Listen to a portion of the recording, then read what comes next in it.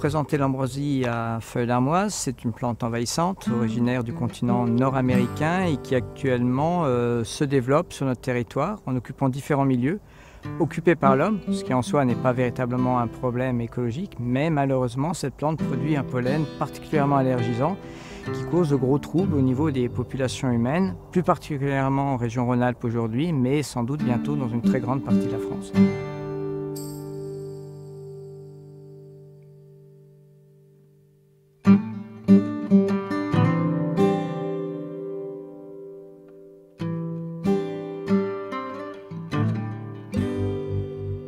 Donc au stade végétatif, la plante est relativement jolie à regarder avec des feuilles découpées, assez finement découpées, très vertes. C'est un vert foncé qui est vert des deux côtés des feuilles. Les feuilles sont tout d'abord opposées et peu à peu, au fur et à mesure de la croissance, les feuilles vont devenir alternes, ce qui annonce l'apparition de l'épi un petit peu plus tard dans le cycle. Elle présente également une pilosité importante sur sa tige, une tige qui devient rougeâtre à partir du mois de juillet mais qui reste verte jusqu'à cette période. Et puis enfin, lorsqu'elle est en fleurs, on ne peut que difficilement la confondre avec autre chose. Elle a vraiment des fleurs très particulières qui se disposent en épis au sommet des tiges. Et ce sont ces fleurs qui vont produire le pollen et être à l'origine des allergies. Et à la base de l'inflorescence, des fleurs femelles qui sont très discrètes, vertes, avec une semence par fleur. Et c'est cette semence qui va permettre à l'espèce de se reproduire.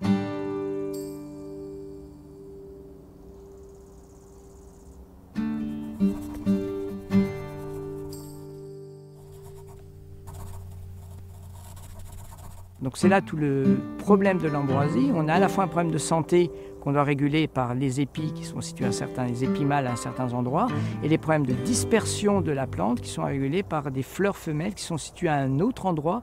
Et malheureusement, il y a peu de pratiques qui permettent d'avoir la gestion des deux types de fleurs au même moment.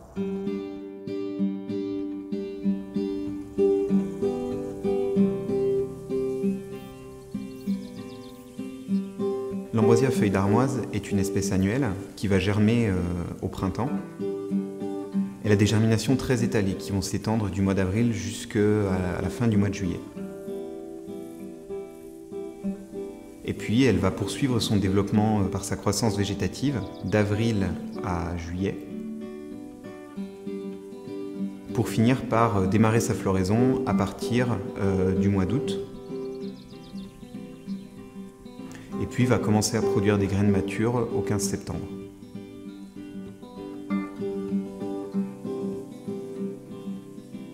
Ces graines matures vont ensuite être ressemées, vont tomber au pied du pied mère et au printemps suivant donneront de nouveaux pieds d'ambroisie.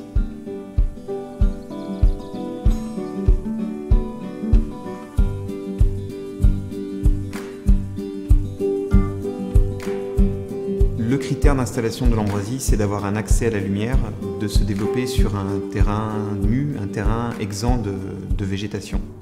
Voilà pourquoi on va la retrouver sur les bords de route, sur les grèves des bords de rivières. Et puis enfin, on la retrouve au niveau des chantiers de construction, là où on peut avoir des surfaces sans végétation importantes. Dernier point, on la retrouve également dans tous les milieux un petit peu délaissés, un petit peu abandonnés, les friches. Et l'ambroisie affectionne particulièrement ces endroits où justement elle est très peu concurrencée. C'est une plante qui est capable de faire nombreuses graines avec peu de plantes, puisqu'en fait c'est une plante qui est capable d'occuper la place disponible. Une plante toute seule, isolée, au milieu de rien, ça peut faire entre guillemets un petit arbre, donc qui vont produire beaucoup de graines. Et les graines peuvent rester dans les sols très longtemps. En quelques années de culture mal gérée, on peut polluer fortement une parcelle pour de très nombreuses années.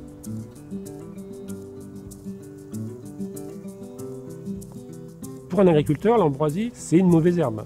C'est une mauvaise herbe qui pose de gros problèmes de concurrence. Si je prends le tournesol, on peut perdre facilement 10 quintaux, 15 quintaux. Donc pratiquement, c'est entre 1 tiers et 2 tiers de la récolte si on ne fait rien.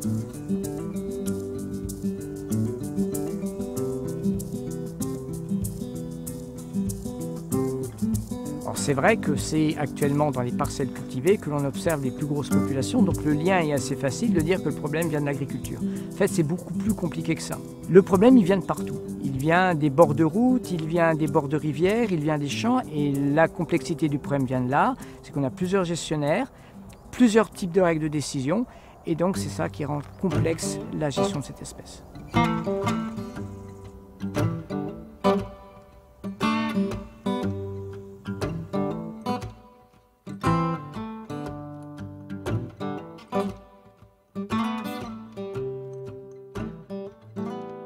Le pollen d'ambroisie lui-même est libéré par les fleurs mâles de la plante ambroisie pour aller théoriquement féconder une fleur femelle.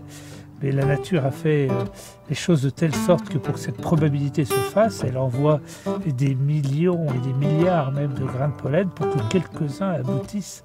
Et malheureusement, on trouve des allergiques sur le chemin. L'allergie à l'ambroisie se manifeste comme une sorte de rhume des foins tardif en fin d'été.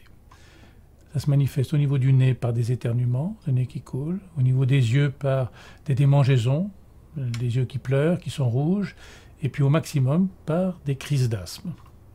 On a aussi des réactions cutanées. Souvent, les gens qui ont des eczémas, déjà qui sont un petit peu eczémateux, au moment des pollens, ils font une exacerbation de leur eczéma.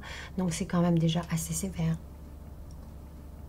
Un malade qui a ces symptômes d'allergie à l'ambroisie en fin d'été doit d'abord consulter son médecin généraliste, qui donnera un traitement pour soulager ces symptômes et qui orientera, si nécessaire, vers une consultation spécialisée en allergologie. Les tests cutanés sont un moyen de diagnostic facile, peu coûteux, qui consiste à mettre une goutte contenant du pollen sur le bras, on pique à travers la goutte, et s'il y a dans la peau du patient des anticorps correspondant à ce pollen-là, il va y avoir une réaction inflammatoire locale qu'on va pouvoir mesurer et qui va nous donner une indication sur son degré de sensibilisation vis-à-vis du pollen. Il faut un bon diagnostic pour avoir un bon traitement. On ne soigne bien que ce qu'on comprend bien. Pour ce qui est de l'allergie, c'est-à-dire le traitement symptomatique, on va traiter au niveau oculaire avec des collyres anti-allergiques. Pour le nez, on va leur donner pour le nez donc rhinite, on va leur donner des comprimés antihistaminiques, anti-allergiques. On va vérifier s'il a, puisqu'on est en période d'ambroisie, s'il a une atteinte bronchique, l'irritation bronchique, c'est la manifestation la plus sévère, c'est l'asthme. Donc un patient allergique à l'ambroisie, on doit vérifier son état respiratoire de temps à autre. Vous savez que les symptômes de l'allergie sont vraiment proportionnels aux quantités de pollen. Donc plus il va y avoir de pollen, plus il y aura de symptômes et plus ils seront sévères. Les études qui sont faites depuis quelques années montrent une tendance systématique à l'augmentation. On a sur la région Rhône-Alpes, entre 130 et 260 000 personnes touchées. En coût sanitaire de 9 à 20 millions d'euros, simplement sur la région Rhône-Alpes. Tant qu'on n'est pas touché par les problèmes d'asthme, on n'a pas de problème sanitaire à titre personnel, les gens se sentent peu concernés. Il y a sans doute beaucoup de gens qui commencent à être allergiques ou qui le sont déjà sans le savoir. Pour l'instant, même de ce côté-là, on sous-estime encore la problématique. Maintenant, les moyens de lutte, on a tout un panel qui est bien connu, qui est bien partagé. Et ce qu'on dit toujours, c'est qu'il faut utiliser les moyens de lutte adaptés à la surface et à la situation. Donc, dans l'ensemble du panel, depuis l'arrachage manuel qui correspond bien dans une petite zone de jardin, en passant par les grandes surfaces agricoles où, visiblement, il faut faire autre chose. Le désherbage manuel, on connaît ses limites en coût, en temps de travail et en période, on ne peut pas faire tout le temps. Le désherbage chimique, on connaît aussi ses limites en termes de pollution de la nappe phréatique et aussi en termes de résistance aux herbicides. On a un suivi curatif qui est nécessaire vraiment au bord de la route. Si on laisse pousser, l'herbe fait à peu près 60 à 80 cm de hauteur et avec les pluies et le temps, l'herbe se rabat petit à petit sur la chaussée. C'est-à-dire que ça réduit le fuseau sur lequel vous roulez. Et donc, on est encore soumis à ce minimum de fauchage. Sur un accotement routier, il est possible de gérer l'ambroisie par la fauche, même si cela s'avère très difficile. En effet, l'ambroisie est une espèce qui a la capacité de repartir du pied même après une fauche. Une ambroisie qui va redémarrer va produire des fleurs mâles et des graines. Voilà pourquoi, si on veut gérer convenablement l'ambroisie, il faut multiplier les passages d'engins de fauche.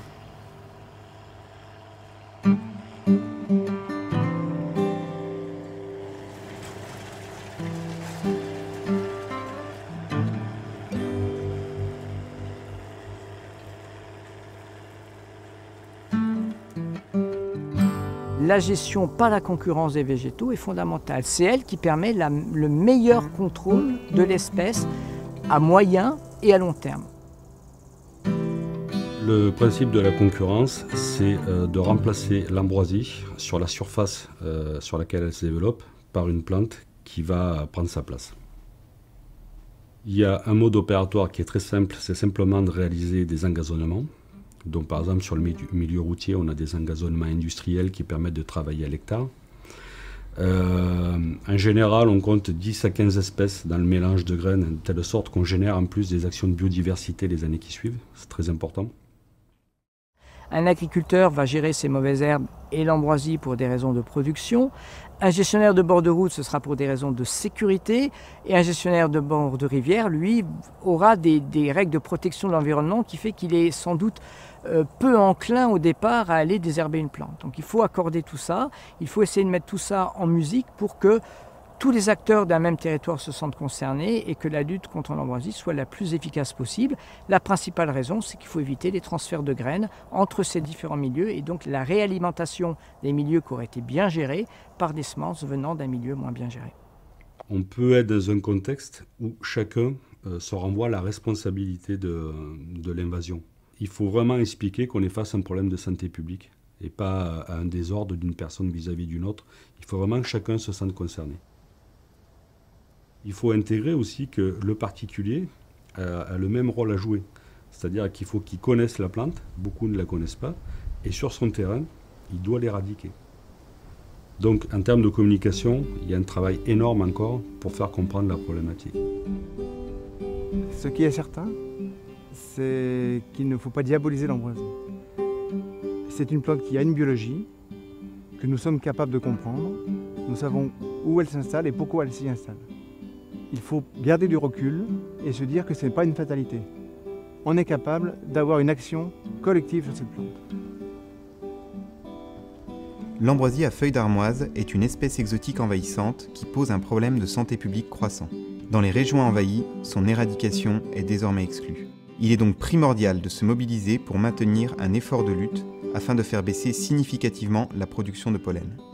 Dans les nouvelles zones touchées, là où il n'y a pas encore de personnes malades, il faut organiser rapidement son contrôle en basant cette lutte sur la prévention. La lutte contre l'ambroisie ne réussira que si gestionnaires, législateurs et particuliers se mobilisent ensemble.